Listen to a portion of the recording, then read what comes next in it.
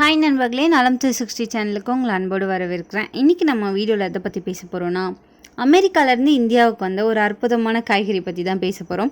அதுதாங்க தக்காளி. என்னடா அமெரிக்காவிலேருந்து இந்தியா வந்திருக்குன்னு சொல்கிறாளேன்னு பார்க்குறீங்களா? அதுதாங்க உண்மை. அமெரிக்காவிலேருந்து இந்தியாவுக்கு வந்த இந்த தக்காளி இன்றைக்கி நம்மளோட சமையல் அறையில் ஒரு முக்கிய அங்கமாக மாறியிருக்கு. தக்காளி அப்படின்னு சொன்ன உடனே நம்ம எல்லாருக்கும் என்ன ஞாபகம் வரும்? சாம்பார், ரசம், சட்னி, சாலட், ஜூஸ், இது எல்லாமே நம்மளோட மைண்டுக்குள்ளே வந்துட்டு போகும். அப்படிப்பட்ட தக்காளி ஒரு காய்கறி இல்லை, உண்மையிலே அது ஒரு பழம்னு சொன்னால் நீங்கள் நம்புவீங்களா? அறிவியல் பூர்வமாக தக்காளி ஒரு காய் இல்லை, அது ஒரு பழம். நம்ம தினமும் காய்கறியை நம்ம சாப்பிட்றதன் மூலம் நம்மளோட ஆரோக்கியத்துக்கு ரொம்பவே நன்மை தருது.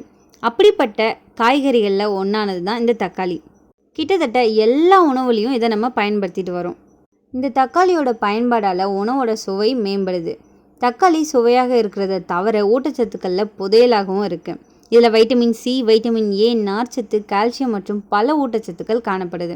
இது பல நோய்கள்லேருந்து பாதுகாக்கவும் உதவுது. அப்படிப்பட்ட தக்காளி சாப்பிட்றதால நம்ம உடம்புக்கு என்னெல்லாம் நன்மை கிடைக்குது, என்னென்ன பக்க விளைவுகள் இருக்குது, யாரெல்லாம் இதை சாப்பிடணும், யாரெல்லாம் இதை தவிர்க்கணும்னு இந்த வீடியோவில் சொல்கிறேன்னு தெரிஞ்சுக்கோங்க.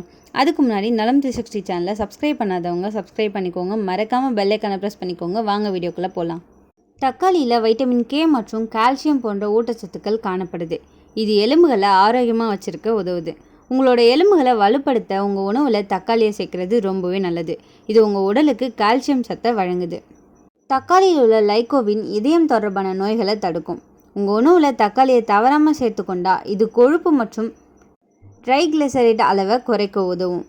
இந்த தக்காளியை சாப்பிட்றதால செரிமானத்தை ஆரோக்கியமாக வச்சுருக்க முடியும். இது உடலில் இருந்து நச்சு பொருட்களை நீக்குது. இது பல நோய்கள்லேருந்து உங்களை பாதுகாக்கும். மஞ்சள் காமாலை போன்ற நோய்களை குறைப்பதிலும் தக்காளி பயனுள்ளதாக இருக்குது.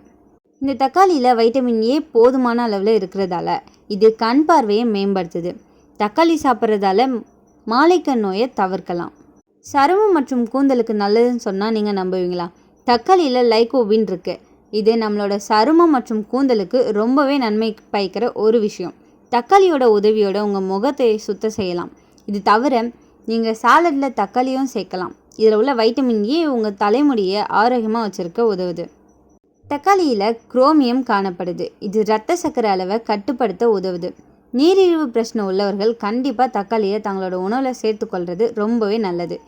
இது இரத்த சர்க்கரை அளவை இயல்பாக்குது. தக்காளியில் வைட்டமின் சி நிறைஞ்சிருக்கிறதால இது ஒரு நோய் எதிர்ப்பு சக்தியை பலப்படுத்தும். இதுக்கு நீங்கள் தக்காளி சாறு குடிக்கலாம். இதில் உள்ள பண்புகள் உங்கள் உடலை உற்சாகமாக வச்சுருக்க உதவுது.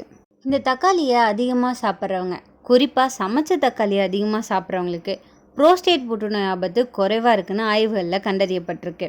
தக்காளியில் பீட்டா கரோட்டின் மற்றும் லைகோபின் போன்றவை ஆக்சிஜனேற்ற எதிர்ப்பொருட்களாக இருக்குது. அவை புற்றுநோய் எதிர்ப்பு பண்புகளை கொண்டிருக்கு. ஆக்சிஜனேற்ற எதிர்ப்பு பொருட்கள் புற்றுநோய் வளர்ச்சிக்கு வழிவகுக்கும் மற்றும் புற்றுநோய் செல்களை இறக்க செய்யும். செல் சேதத்திலேருந்து இது நம்மளை பாதுகாக்குது.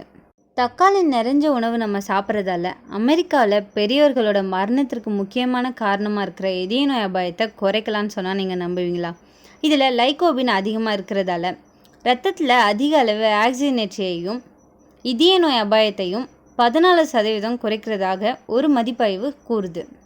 இன்னொரு ஆய்வில் தக்காளி சாஸ் இல்லைனா ஒரு குளிர் தக்காளி சூப்பை சாப்பிட்றதால வயதானவங்களுக்கு இரத்த அழுத்தத்தால் ஏற்படும் விளைவுகள் எப்படி குறையுதுன்னு செக் பண்ணியிருக்காங்க.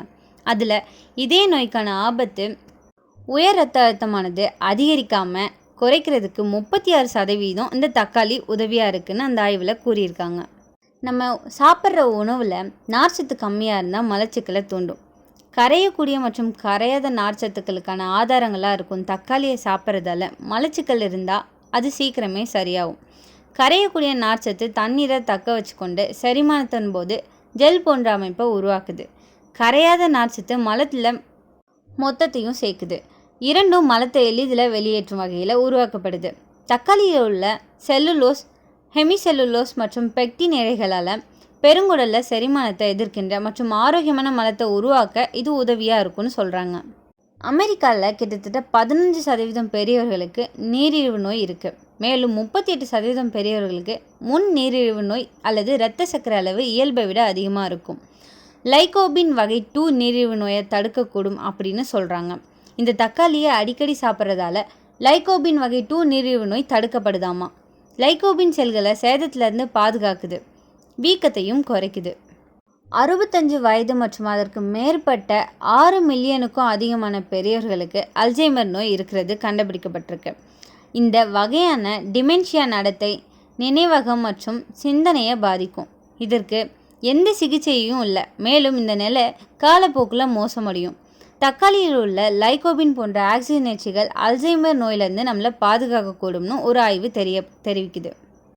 தக்காளி சாப்பிட்ற 70 வயது மற்றும் அதற்கு மேற்பட்டவர்களுக்கு அறிவாற்றல் செயல்பாட்டில் மெதுவாக சரிவு இருப்பதாக ஒரு ஆய்வு கண்டறியப்பட்டிருக்கு. இப்போது தக்காளியில் என்னென்ன ஊட்டச்சத்து இருக்குதுன்னு இப்போ பார்க்கலாம். கலோரிகள் 22.5 கிராம், கொழுப்பு 0.25 கிராம், சோடியம் 6.25 மில்லிகிராம், கார்போஹைட்ரேட்டுகள் 4.86 கிராம், நார்ச்சத்து 1.56 கிராம், சேர்க்கப்பட்ட சர்க்கரை 0 கிராம், புரதம் 1.1 கிராம். இதில் வைட்டமின் சி அதிகம் இருக்கிறதால நோய் எதிர்ப்பு சக்தியை அதிகரிக்கும். விட்டமின் ஏ கண் பார்வை மற்றும் தோல் ஆரோக்கியத்துக்கு ரொம்பவே நல்லது. லைகோபின் இருக்கிறதால புற்றுநோய் தடுப்பு திறன் கொண்ட சக்தி வாய்ந்த ஆன்டி ஆக்சிடென்ட்களாக இது உருமாறுது. பொட்டாசியம் இதய ஆரோக்கியத்திற்கு உதவியாக இருக்குது. நார்ச்சத்து ஜீரணத்தை மேம்படுத்துது.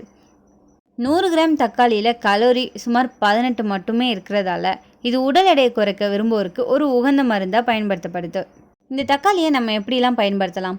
சாலட், சூப், ரசம், சாம்பார், சட்னி, ஜூஸ், குளிர்ந்த சாஸ் போன்ற பல வடிவங்களில் இதை நம்ம சாப்பிடலாம். வேக வைத்த தக்காளியில் லைகோபின் அளவு ரொம்பவே அதிகமாக இருக்கும். எண்ணெய் சேர்த்து சமைச்சா சத்துக்கள் நன்றாக உடலால் உறிஞ்சப்படும். இவ்வளோ நேரம் தக்காளியோட நன்மை என்னென்னு சொன்னேன். அடுத்தது பக்க விளைவுகள் என்னென்னு பார்க்கலாமா?